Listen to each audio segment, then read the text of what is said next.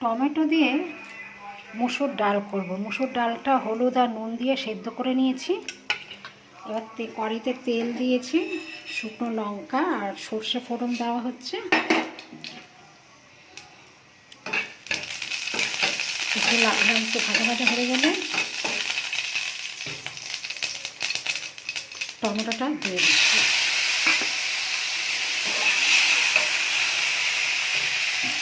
এটাকে একটু ঢাকা দিচ্ছি।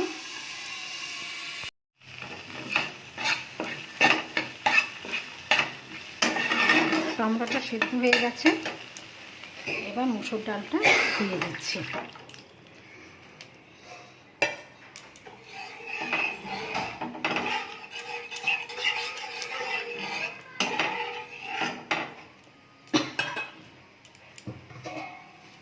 ঢাকা দিচ্ছি।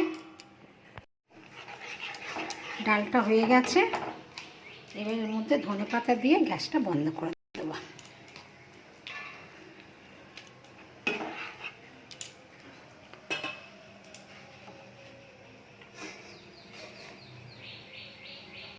টমেটো, ধনেপাতা আর মুসুর ডাল করেছি।